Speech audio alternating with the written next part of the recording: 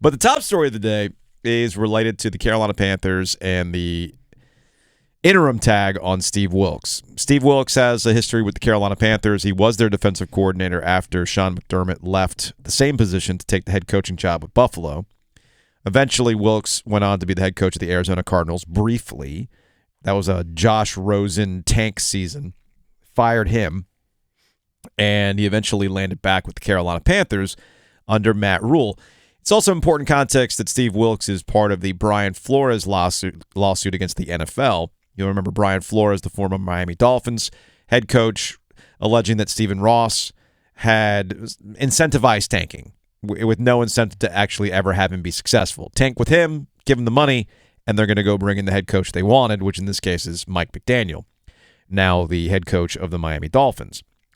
But there's one thing that Wilks talked about today that made it abundantly clear that he had zero time for how Matt Rhule went about things.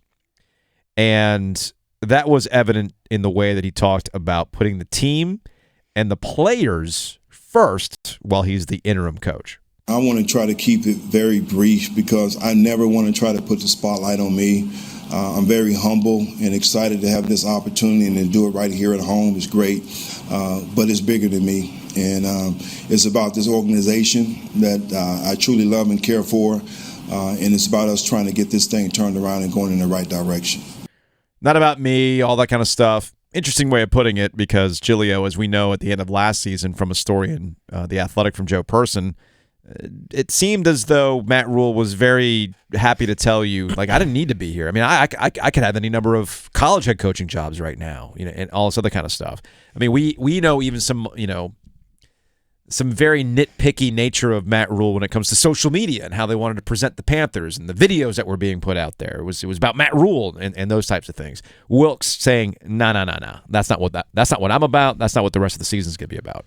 Well, I also think, when he talks about keep pounding as well, he's taking some umbrage with what owner David Tepper said about the culture of the Panthers. Yes, they've never had consecutive winning seasons. You can't argue that. No. But you also can't argue that they haven't had moments and pockets of success. And also, when they say keep pounding, it's a reference to Sam Mills and his spirit of not only the way that he died, which was fighting cancer, but the way that he got to the NFL. And not only got to the NFL, made the Hall of Fame.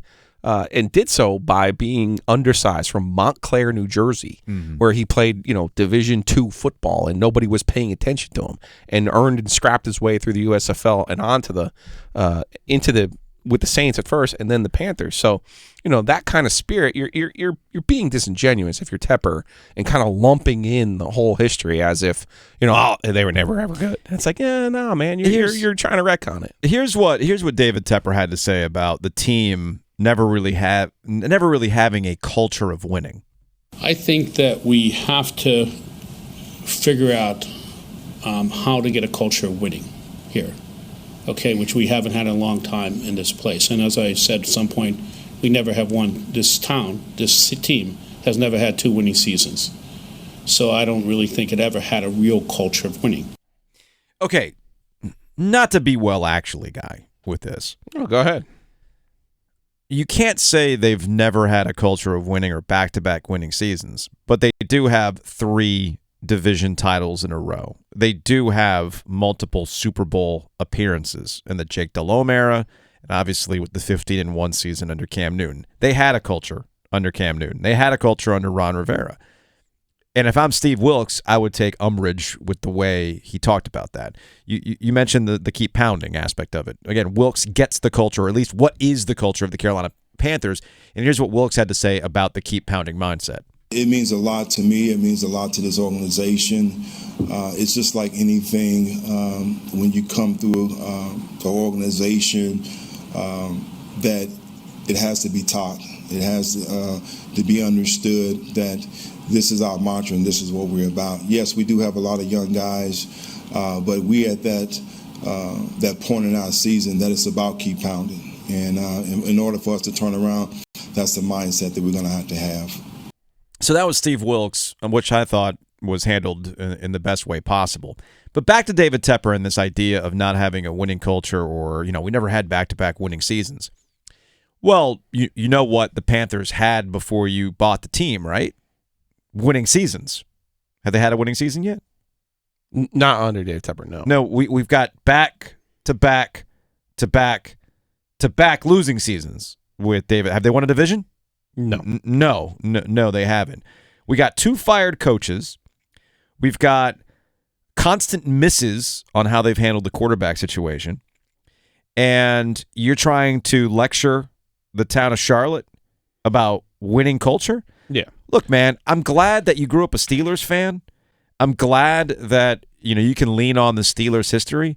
But let's not act like the Steelers didn't have pockets of lean years too. Or really, for the most part, what would you wager is the percentage of NFL teams that have these weird ebbs and flows or pockets of time in which they don't win? The NFL is set up for there to be ebbs and flows. Right. There's no doubt about it. Here's the thing about David Tepper. His performance yesterday in the press conference was abysmal. It was. It lacked polish. It lacked poise.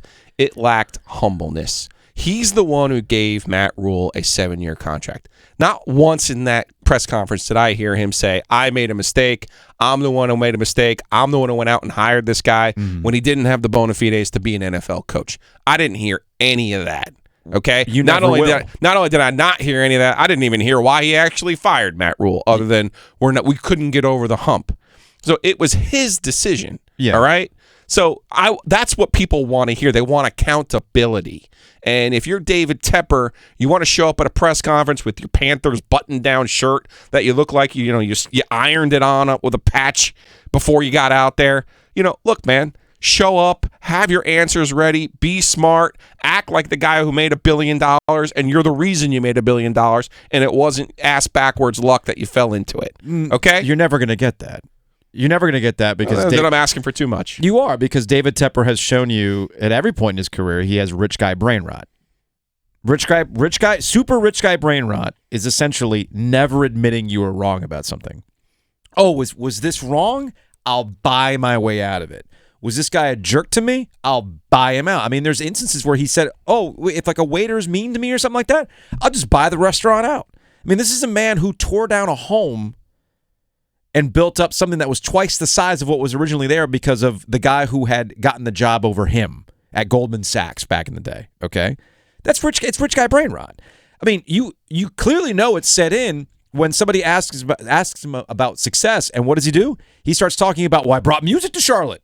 I mean, there was no music here before I came, buddy. I invented music, buddy, and the internet.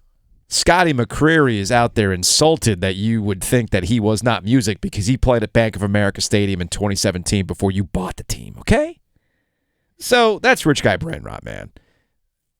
And, they love a camera, love being on social media, and they love telling you how. I don't think he loves the camera. I'm not going to lie to you. That was awful yesterday. I think he does. I think there's been people around that have told him to not be around the camera. I think he has some things to get off his chest. We saw it in the preseason when he was with Taylor Zarzour, where he was like, oh, I'm reading Twitter. Like, he knows. He's in it. He's in deep because he can't take the slights. He can't take the insults.